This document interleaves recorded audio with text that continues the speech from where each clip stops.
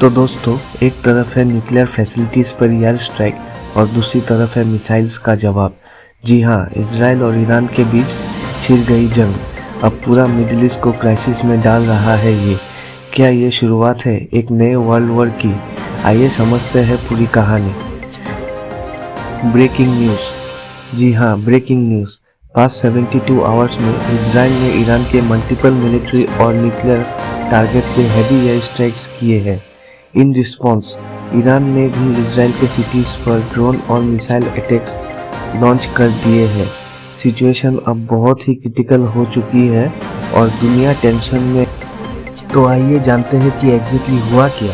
ये conflict start हुआ जब इजराइल के फाइटर जेट्स ने तेहरान के पास खरज और नातुंज न्यूक्लियर साइट्स को अपने मिसाइल से टारगेट किया।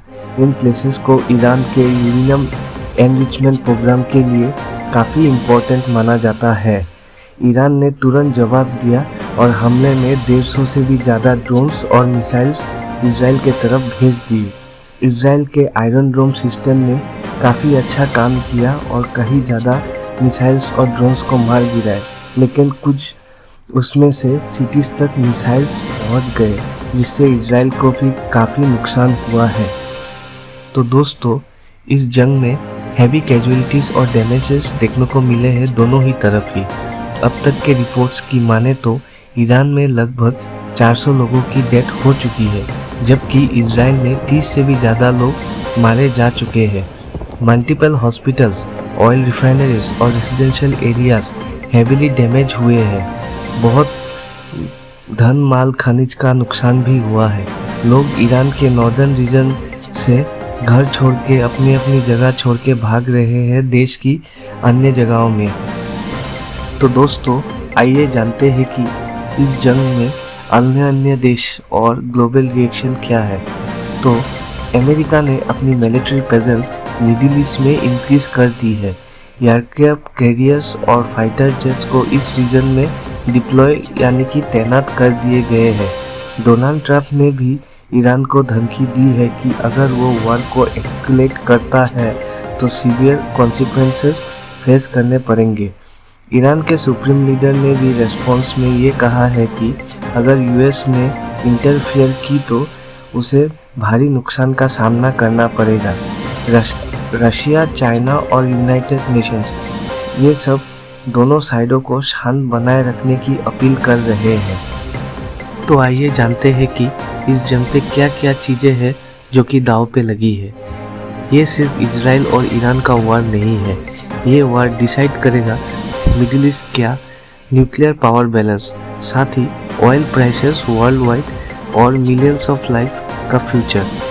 ऑलरेडी इंटरनेशनल फ्लाइट्स कैंसिल हो रहे हैं और ग्लोबल मार्केट में काफ़ी उतार चढ़ाव भी देखने को मिल रहा है। साथ ही ऑयल के प्राइसेस को भी ये वार इफेक्ट करता है। तो दोस्तों, आइए जानते हैं कि आगे इस जंग से क्या हो सकता है। तो एक्सपर्ट्स की माने तो इस जंग में अभी और 3 चीज़ें हो सकती है। नंबर 1, युद्ध और भी बढ़ सकता है अगर ईरान और पावरफुल अटैक करे या यूएस भी इस जंग में उतर जाए तो। नंबर 2, सेटलमेंट भी हो सकता है दोनों के बीच। दोनों साइड अपने लॉस देखकर शायद इस जंग से पीछे मुड़ जाए। नंबर 3, दोनों के बीच कोई डिप्लोमेटिक सॉल्यूशन मिल जाए।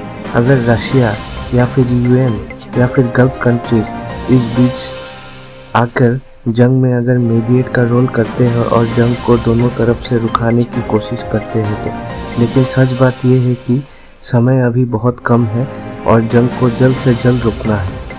तो दोस्तों, चिंता की बात अभी ये है कि एक लिमिटेड एयर स्ट्राइक से शुरू हुआ ये कॉन्फ्लिक्ट अब एक मेजर वार के शेप ले रहा है। सबसे ज़्यादा प्रभाव इस वार से इनिशिएंट लोगों को हो रहा है। उनका रोज़मर्रा की ज़िंदगी में इफेक्ट हो रहा है। दुनिया का नज़र अब बस सिर्फ एक ही सवाल पर टिका हुआ है, क्या ये जंग रुकेगा डिप्लोमेसी से या फिर चलते रहेंगे ये गोलियां, बारूद और बम और मिसाइल्स।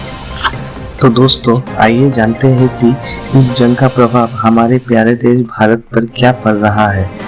इजराइल और ईरान का वार डायरेक्ट इंडिया पे इफेक्ट करता है, जिससे क्रूड ऑयल प्राइसेस हाई हो रहे हैं। और जिसका इम्पैक्ट हमें पेट्रोल और डीजल के रेस में भी दिखाई देते हैं। स्टॉक मार्केट भी वॉलेटाइल हो गए हैं। मिडिल ईस्ट में काम करने वाले सारे इंडियंस भी रिस्क में आ गए हैं। ओवरऑल इकोनॉमी और फॉरेन रिलेशंस दोनों अफेक्टेड है। तो दोस्तों, इसी के साथ आपको क्या लगता है, क्या ये वॉर अवॉइड किया जा सकता था? अपनी ओपिनियन कमेंट सेक्शन में ज़रूर लिखिए।